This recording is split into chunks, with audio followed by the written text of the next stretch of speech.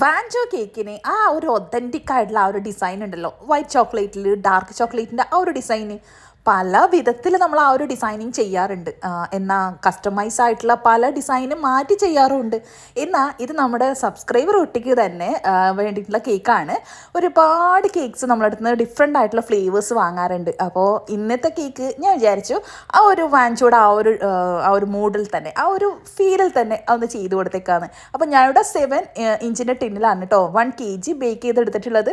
അപ്പോൾ white cream വെച്ച് തന്നെ, നോർമലി ക്രീം വെച്ച് തന്നെ സെക്കൻഡ് കേക്ക് ആയതുകൊണ്ട് തന്നെ ചോക്ലേറ്റ് സ്പഞ്ചിന്റെ ലെയറും വാനിലയുടെ ലെയറും വൈറ്റ് ചോക്ലേറ്റ് ഗനാഷും ഡാർക്ക് ചോക്ലേറ്റ് ഗനാഷും എല്ലാം കൂടി ഫില്ലിങ്സ് ചെയ്തിട്ടുള്ള ആ ഒരു ലെയേഴ്സും കാര്യങ്ങളൊക്കെ സെറ്റ് ചെയ്തതിന് ശേഷം ഞാൻ തലേന്ന് തന്നെ കേക്ക് സെറ്റ് ചെയ്തിട്ട് ഫ്രീസറിൽ വെച്ചിട്ടുണ്ടായിരുന്നു കേട്ടോ. ഫ്രിഡ്ജിൽ വെച്ചിട്ടുണ്ടായിരുന്നേ.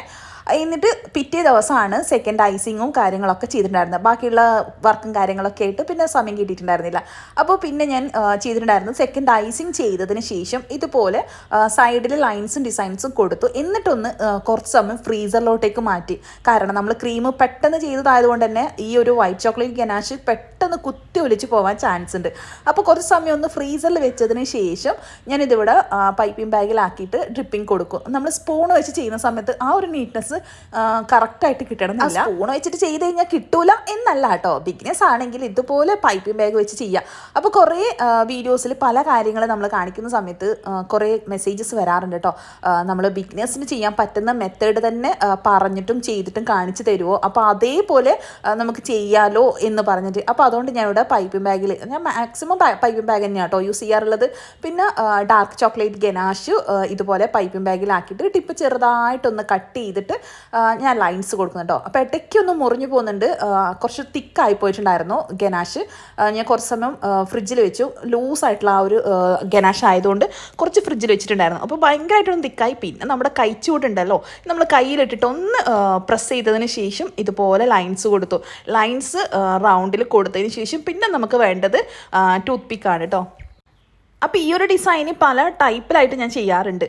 ടൂത്ത് പിക്ക് വെച്ചിട്ട് തന്നെ പല പല ഡിസൈൻസിലും പല പല മോഡൽസിലും വാൻചോ ചെയ്യാറുണ്ട്.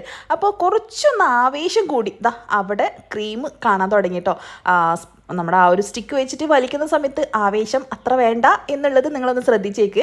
കാരണം ഗനാഷ് ഡാർക്കിൻ്റെത് കുറച്ച് കട്ടയായതുകൊണ്ട് തന്നെ ആ ഒരു ഗനാഷിൻ്റെ ഇത് വലിച്ചെടുക്കുന്ന സമയത്ത് ക്രീം ചെറുതായിട്ടൊന്ന് കണ്ടു. പിന്നെ നമ്മൾ അതൊന്ന് സെറ്റാക്കിയതിന് ശേഷം വീണ്ടും ചെറിയ രീതിയിൽ ഒന്നിക്ക് നമുക്ക് ആ ഒരു വലിയ രീതിയിൽ തന്നെ വെക്കാം. പിന്നെ ഞാൻ കുറച്ചും കൂടെ ഒന്ന് സ്മോൾ ടൈപ്പ് ആക്കാൻ വേണ്ടിയിട്ട് ഇതുപോലെ ലൈൻസ് വീണ്ടും കൊടുത്തു കേട്ടോ. ഇതിൻ്റെ സെൻറ്ററിലായിട്ട് കുറച്ച് സ്പേസ് വെച്ചിട്ടുണ്ട്. അവിടെ ഞാൻ ഫോണ്ടൻറ്റിൽ നൂറുൽ അമീൻ നമ്മുടെ സബ്സ്ക്രൈബർ കുട്ടിയുടെ അനിയൻ്റെ ബർത്ത്ഡേ ആയിരുന്നു. അപ്പോൾ അത് പാക്കിംഗ് ചെയ്തിട്ട് കൊടുക്കാൻ വേണ്ടി നമ്മുടെ സബ്സ്ക്രൈബർ കുട്ടി സാനിയക്ക് വേണ്ടിയിട്ട് നമ്മൾ കേക്ക് ഡെലിവറി ചെയ്യാൻ കേട്ടോ. അപ്പോൾ നമ്മുടെ വീഡിയോ ഇഷ്ടപ്പെടുകയാണെങ്കിൽ like and follow and subscribe recipes.